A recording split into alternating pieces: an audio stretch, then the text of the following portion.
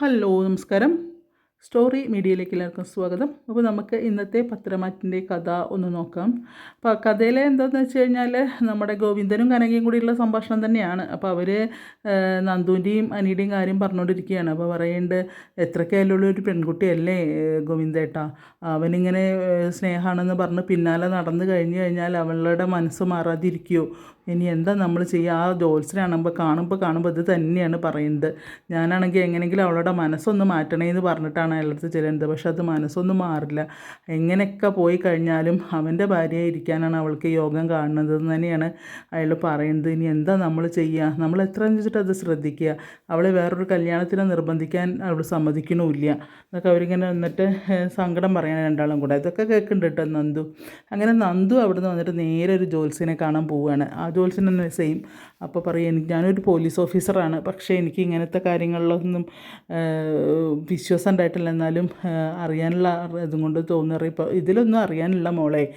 അമ്മ അവിടെ വന്നിട്ട് നിങ്ങളുടെ മനസ്സ് മാറ്റാൻ, നിൻ്റെ മനസ്സ് മാറ്റാൻ പറയുന്നത്. ഞാനെങ്ങനെയാണ് മനസ്സ് മാറ്റുന്നത്? നിങ്ങളുടെ രണ്ടാളുടെയും മനസ്സ് ഒന്നാണ്. കല്യാണം കഴിയാണ് നിങ്ങളുടെ രണ്ടുപേരുടെയും തന്നെയാണ് കഴിയുള്ളൂ.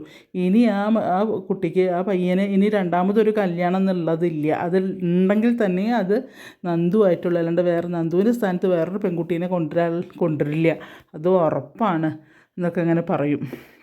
അപ്പോൾ പറയും, നിങ്ങൾ മോള് അതിന് ഇനിയിപ്പോൾ അങ്ങനെ ഒരു ഇതും കൊണ്ട് അവർ വരികയാണെങ്കിൽ സമ്മതിക്കാതിരിക്കുകയൊന്നും വേണ്ട, സമ്മതിച്ചോളൂ എന്നൊക്കെ ഇങ്ങനെ സംസാരിച്ചുകൊണ്ടിരിക്കുകയാണ് കേട്ടോ അയാൾ. അപ്പോൾ പിന്നെ ഞങ്ങൾക്ക് ജ്യോത്സ്യന്മാർക്കും പിന്നെ പ്രശ്നപരിഹാരം എന്നൊക്കെ പറഞ്ഞു കഴിഞ്ഞ് ചെയ്യാം, പക്ഷെ അതൊക്കെ ഞങ്ങളുടെ തന്നെ തിരിച്ചടി കിട്ടും. കാരണം ചിലയിടത്തൊക്കെ കണ്ടിട്ടില്ലേ, ഭാര്യമാർ പിണങ്ങിപ്പോയി എന്ന് പറയും, കുടുംബകലഹം എന്നൊക്കെ പറയുന്നത്. കലഹം തീർക്കാൻ ഞങ്ങൾ ചെയ്യുന്ന ഓരോ പ്രായശ്ചിത്ത പരിപാടികൾ തന്നെയാണ്, അതൊക്കെ ഞങ്ങൾക്ക് തന്നെ തിരിച്ചടിയായി വരും എന്നൊക്കെ ഇങ്ങനെ പറയാൻ കേട്ടോ അയാൾ. അതുകൊണ്ട് പിന്നെ ഇതിൽ വേറെ ഒന്നും ചെയ്യല്ല. എന്താണ് ഇത് കുറേ രാശി സംബന്ധമായ കുറേ കാര്യങ്ങളൊക്കെ പറയുന്നുണ്ട്. സൂര്യ തേജസ്സോടു കൂടി മോൾ ഇതുകൊണ്ടാണ് തിളങ്ങി നിൽക്കുന്നത്, ഇങ്ങനെയാണെന്നൊക്കെ കുറേ പറയുന്നുണ്ട്. എന്നിട്ട് അവസാനം പിന്നെ ഇവൾ ദക്ഷിണയിൽ നിന്ന് ശരി പറഞ്ഞിട്ട് അങ്ങനെ ദക്ഷിണയും കൊടുത്ത് അവിടെ നിന്ന് പോരും. പിന്നെ അവൾ നേരെ ചെന്നൊരു സൈക്കാട്രിസ്റ്റിൻ്റെ തോന്നണം, അറിയുന്ന ഡോക്ടറാണ്, ലേഡി ഡോക്ടർ. അവിടെ ചെല്ലുമ്പോഴും അവരും ഇത് തന്നെയാണ് പറയുന്നത്. അപ്പോൾ പറയും, എന്തായാലും അനിയനെ വിട്ട് കളയരുത്, അനിരുദ്ധനെ പോലെ നല്ലൊരു പയ്യനെ കിട്ടാനും വേണം ഭാഗ്യം, നല്ല സ്നേഹമുള്ള പയ്യനാണ് എന്ന് പിടിച്ചോളൂ മുറുക്കെ എന്നൊക്കെ അങ്ങനെ പറയുന്നത്. അപ്പോൾ അങ്ങനെ വീട്ടുകാർ സമ്മതിക്കില്ല. എന്തുകൊണ്ടാണ് പിന്നെ നിങ്ങളെ കല്യാണം കഴിയാത്ത വയ്ക്കുമ്പോൾ അവൻ വേറെ കല്യാണം കഴിച്ചിട്ടുണ്ട്, പക്ഷെ അവരുടെ ജീവിതം ഒരു സക്സസ് അല്ല എന്നൊക്കെ ഇങ്ങനെ പറയുന്നുണ്ട്. അപ്പോൾ ആ സൈക്കോളജി ആ ഡോക്ടറും നന്ദുവിനോട് തന്നെയാണ് പറയുന്നത്. എങ്ങനെയൊക്കെ നോക്കിയാലും നിങ്ങളുടെ ഉള്ളിൻ്റെ ഉള്ളിൽ നന്ദനയുടെ ഉള്ളിൻ്റെ ഉള്ളിൽ ഈ അനിരുദ്ധൻ തന്നെയാണ്. അപ്പോൾ അതിനൊരു മാറ്റമില്ല. എന്തായാലും ഇത്രയും സ്നേഹിക്കുന്ന ഒരാളല്ലേ അയാൾ പിന്നെ എന്താണ് ഒരിക്കലും നന്ദനെ കൈവടിയില്ല. അതുകൊണ്ട് അയാൾ ഇനി നന്ദു കൈവടിയേണ്ട, കൂടെ പിടിച്ചോളൂ, മുറുക്കെ പിടിച്ചോളൂ എന്നൊക്കെ ഇങ്ങനെ പറയുകയാണ് കേട്ടോ. അപ്പോൾ നന്ദന, ശരി ഡോക്ടർ, ഞാൻ വരാം. പിന്നെ ഒരു കാര്യം, നിങ്ങളുടെ കല്യാണം കഴിയുകയാണെങ്കിൽ തീർച്ചയായിട്ടും എന്നെയും കല്യാണത്തിന് ക്ഷണിക്കണം കേട്ടോ, ഞാൻ എന്തായാലും വന്നിരിക്കും എന്നൊക്കെ പറയുമ്പോൾ നന്ദു ഇങ്ങനെ ഒരു ചിരി ചിരിച്ചിട്ട് അവിടെ നിന്ന് പോവാണ്. പിന്നെ അവൾ സ്കൂട്ടർ ഇങ്ങനെ ഓടിച്ചുകൊണ്ട് വരുമ്പോൾ അവളുടെ മനസ്സിൽ മുഴുവൻ ഈ ജോത്സ്യനും ഡോക്ടറും പറഞ്ഞ കാര്യങ്ങൾ തന്നെയാണ് ഉള്ളത്. അവരൊക്കെ പറയുന്നത് കല്യാണത്തിൻ്റെ കാര്യം തന്നെയാണ്, രണ്ട് കൂട്ടരും പറയുന്നതും കല്യാണത്തിൻ്റെ കാര്യമാണ്. അപ്പോൾ എന്ത് ചെയ്യണം എന്നുള്ള കൺഫ്യൂഷനിലാണ് നമ്മളുടെ നന്ദു. അങ്ങനെ അവിടുന്ന് സ്കൂട്ടർ പോയിക്കൊണ്ടിരിക്കുന്നുണ്ട്. പിന്നെ കാണിക്കുന്നത് പിന്നെ എന്താണ് ഈ മറ്റേ നമ്മുടെ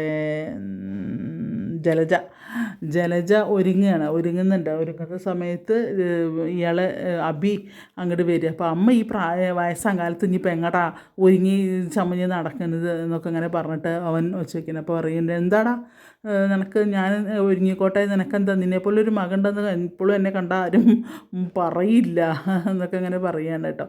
അപ്പോൾ പറയും, അമ്മേ ഞാനൊരു കാര്യം തീരുമാനിച്ചിട്ടുണ്ട് എന്നൊക്കെ പറയുന്നുണ്ട്. അപ്പോൾ എന്താണെന്ന് ചോദിക്കുകയാണ്.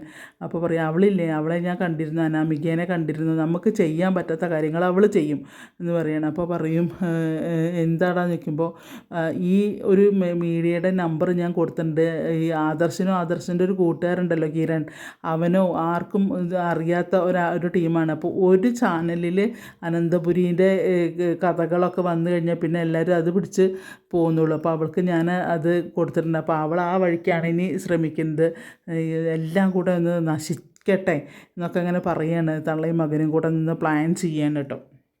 അപ്പോൾ പറയും അങ്ങനെ നമ്മളെ താഴ്ത്തി കെട്ടിയിട്ട് പിന്നെ അവരങ്ങനെ ഇതാവണ്ട, 3 ബ്രാഞ്ച് ഉണ്ടെന്ന് 3 ബ്രാഞ്ച് എനിക്ക് കൊടുത്തിട്ട് അവൻ അങ്ങോട്ട് തിരിഞ്ഞു നോക്കുന്നില്ല, എനിക്ക് ഒന്ന് തന്നിട്ട് എന്താ, അതിൽ എന്നെ വെറും കൂലിക്കാരനാക്കി വെച്ചിരിക്കല്ലേ. അപ്പോൾ അത് വേണ്ട, എന്തായാലും ആദർശിൻ്റെ നാണം കെട്ട ഇത് ഒന്ന് എന്താണ് ലോകം അറിയട്ടെ എന്നൊക്കെ ഇങ്ങനെ പറയുന്നുണ്ട് ഇയാൾ അഭി. അപ്പോൾ പറയും അന്ന് ഇത് ചന്തുവിൻ്റെ കാര്യം പറഞ്ഞപ്പോൾ നീ എന്താ തിരിഞ്ഞു നിന്നത്, നീ എന്തിനാ ഇതിനൊക്കെ നിന്നത് വയ്ക്കുമ്പോൾ പറയാം എനിക്ക് അങ്ങനെ ഇടയ്ക്ക് കയറി പറയാൻ പറ്റില്ല, പിന്നെ കാരണം എന്താ വെച്ചാൽ എന്തൊക്കെയായാലും ഞാൻ അവിടെ ജോലി ചെയ്യുന്നതല്ലേ, അതുകൊണ്ട് എനിക്കങ്ങനെ പുറമെ നിന്നിട്ട് ഇങ്ങനെ ഇതാക്കാൻ പറ്റില്ല, അതിനൊക്കെ എനിക്കൊരു പരിധി ഉണ്ടമ്മേ, അതൊന്നും ഇപ്പോൾ നിങ്ങൾക്ക് പറഞ്ഞാൽ മനസ്സിലാവില്ല, അതൊക്കെ കുറച്ച് കഴിയുമ്പോൾ അമ്മയ്ക്ക് മനസ്സിലായിക്കോളെന്ന് പറയുന്നുണ്ട്. അപ്പോൾ പറയും പിന്നെ എന്തായാലും ചന്തു അവളുണ്ടല്ലോ അനഘ, അവളെ മിണ്ടാണ്ടാക്കിയിരിക്കുന്നത് ചിലപ്പോൾ ഈ ആദർശനെ ആയിരിക്കും, കാരണം അവൻ വായ തുറന്നു കഴിഞ്ഞാലല്ലേ ഉള്ളൂ സത്യാവസ്ഥ പുറത്തേക്ക് വരിക, അപ്പോൾ അത് പുറത്തേക്ക് വരാതിരിക്കാൻ വേണ്ടിയിട്ടായിരിക്കാം പിന്നെ ഇങ്ങനെ അവളെ തളർത്തി കടത്തിയിട്ടുണ്ടാവുക. അവനറിയാത്ത ഡോക്ടർമാരൊന്നും ഇല്ലല്ലോ, എന്നാലും അവൻ വല്ലാത്തൊരു ദുഷ്ടനാണ്, അങ്ങനെ ഇങ്ങനെ എന്നൊക്കെ മറ്റേ മകനും അമ്മയും കൂടെ എന്നുള്ള ഭയങ്കര ചർച്ച. എന്തായാലും ഉടനെ അനന്തപുരിയിൽ ഒരു ബോംബ് പൊട്ടാൻ ചാൻസ് ഉണ്ട് എന്നൊക്കെ പറയുകയാണ് കേട്ടോ. അങ്ങനെ അത് കഴിഞ്ഞ് പിന്നെ കാണിക്കുന്നത് നമ്മുടെ എന്താണ് എന്താ പറയുക, ഓ നവ്യ അവിടെ ഇരുന്ന് അറിയാലോ എന്തൊക്കെയോ ഫോണിലൊക്കെ കുത്തി കളിച്ചിരിക്കുക, അല്ലെങ്കിൽ കുറേ മേക്കപ്പ് ചെയ്യുന്ന കാണാം.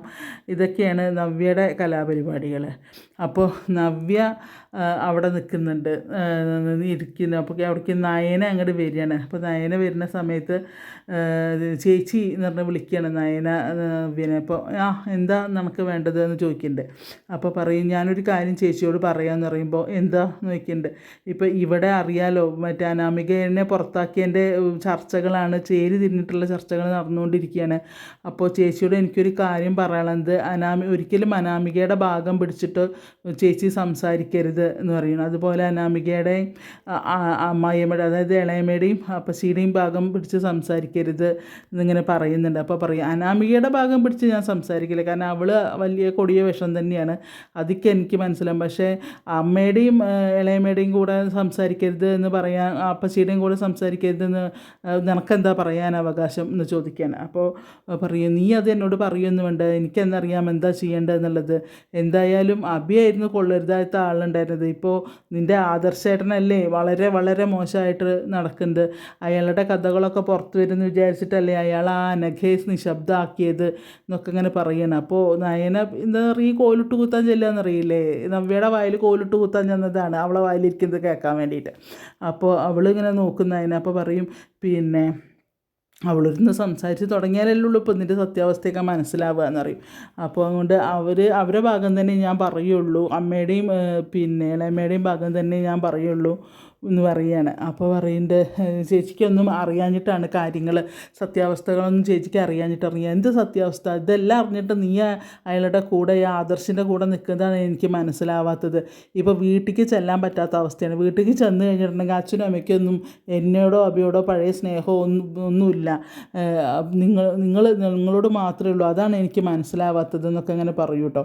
അപ്പോൾ ചേച്ചിക്ക് അതിനൊന്നും അറിയില്ല, സത്യാവസ്ഥകളൊന്നും ചേച്ചിക്ക് അറിയില്ല, എന്ത് സത്യാവസ്ഥയാണ് എനിക്ക് അറിയാത്തത് എന്നൊക്കെ ചോദിക്കുന്നുണ്ട്. അപ്പോൾ പറയുക അതാ പറഞ്ഞത് ചേച്ചിക്കൊന്നും അറിയും, എനിക്കൊന്നും കേൾക്കണ്ട, നിൻ്റെ ആദർശേട്ടൻ്റെ കാര്യങ്ങൾ ഞാൻ ആ മനുഷ്യനെ ഒരുപാട് ബഹുമാനിച്ചിരുന്നു, ഇപ്പോൾ അതൊക്കെ ഇല്ലാണ്ടാക്കിയത് അയാൾ തന്നെയല്ലേ, എന്നിട്ട് നീ അയാളെ കൂടെ കടിച്ചു തൂങ്ങി നിൽക്കുന്നതാണ് എനിക്ക് മനസ്സിലാവാത്തത്. ഇപ്പോൾ എന്താ ഇപ്പോൾ അനാമിക ചെയ്ത തെറ്റെന്താ, അനാമിക എന്താ ചെയ്തത്, അനാമികയുടെ ഏതൊരു പെൺകുട്ടിയും സഹിക്കുമോ, അവളുടെ ഭർത്താവ് വേറൊരു പെൺകുട്ടിയുടെ സംശയമുള്ള ഇതിൽ ചെയ്യാൻ പാടില്ലാത്ത കാണാൻ പാടില്ലാത്ത രീതിയിൽ കണ്ടു കഴിഞ്ഞാൽ ഏത് പെൺകുട്ടിയെ സഹിക്കുക, അവൾ ചെയ്തതിന് എന്താ തെറ്റ്, ബാക്കിയെല്ലാം അവൾ ഓക്കെ, അത് മറ്റേ ഇതാണെന്ന് വയ്ക്കാം, ഇതിലെന്താ അല്ലെങ്കിൽ തെറ്റുള്ളത് എന്നൊക്കെ ഇങ്ങനെ ചോദിക്കുകയാണ്.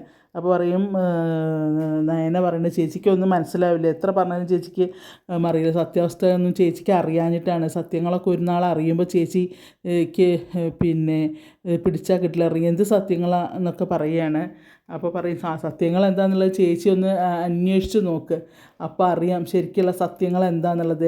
ആദർശേട്ടൻ ഈ കുടുംബം നിലനിർത്തി പോകാൻ മാത്രമേ ശ്രമിച്ചിട്ടുള്ളൂ, ആർക്കും ഒരു ദോഷമില്ലാണ്ട് എന്നും ഈ ഒത്തൊരുമയോടുകൂടി ഈ കുടുംബം പോകണമെന്നേ ആഗ്രഹിച്ചിട്ടുള്ളൂ.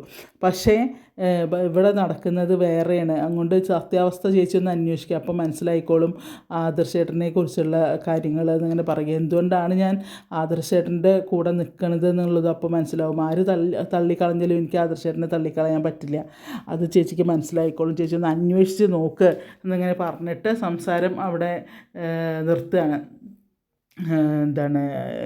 നയന അങ്ങനെ പോവുക. അപ്പോൾ നവ്യ ഇങ്ങനെ എന്താ ആലോചിച്ച് നിൽക്കണം, എന്താ ഇപ്പോൾ ഇത് കഥ എന്ന് മനസ്സിലാവണ്ടേ. അപ്പോൾ അങ്ങനെയൊക്കെയാണ് ഇന്നത്തെ പവിത്രത്തിൻ്റെ കഥ പോണത് കേട്ടോ. കുറേയൊക്കെ പോയിട്ടുണ്ട്, എന്നാലും ജസ്റ്റ് ഒന്ന് ഒളിച്ച് പറഞ്ഞു എന്ന് മാത്രം. അപ്പോൾ ആരും മിസ് ചെയ്യാണ്ട് കാണുക പവിത്രം. അതുപോലെ പിന്നെന്താ വെച്ചാൽ ഇത് ഒരേ കഥ തന്നെയാണ്. ഇപ്പോൾ കുറച്ച് ദിവസമായിട്ട് ഇങ്ങനെ ഇങ്ങനെ തിരിഞ്ഞ് ഇടയ്ക്കൊരു ചേഞ്ച് ഉണ്ടെങ്കിലും പിന്നെ അതിനോടനുബന്ധിച്ചുള്ള കഥ നീളുന്നില്ല പറയാൻ. അങ്ങോട്ട് പറയാൻ പ്രത്യേകിച്ചൊന്നും ഇല്ലാത്തതുകൊണ്ട് ആണ് പറയുന്നത്. എന്തായാലും മിസ്സാക്കണ്ട, രസം പോകുന്നുണ്ട്, എന്തായാലും രസമാണ് കാണാൻ. അപ്പോൾ നിങ്ങൾക്ക് എൻ്റെ കഥ ഇഷ്ടപ്പെടുകയാണെങ്കിൽ ഒന്ന് സബ്സ്ക്രൈബ് ചെയ്ത് ബെല്ലൈക്കണൊക്കെ അമർത്തി നമ്മളൊന്ന് സപ്പോർട്ട് ചെയ്യാം. ഓക്കെ, പിന്നെ കഥയാണ്, കുറേ തെറ്റുകളൊക്കെ ഉണ്ടാവും, ക്ഷമിക്കാം. Thank you.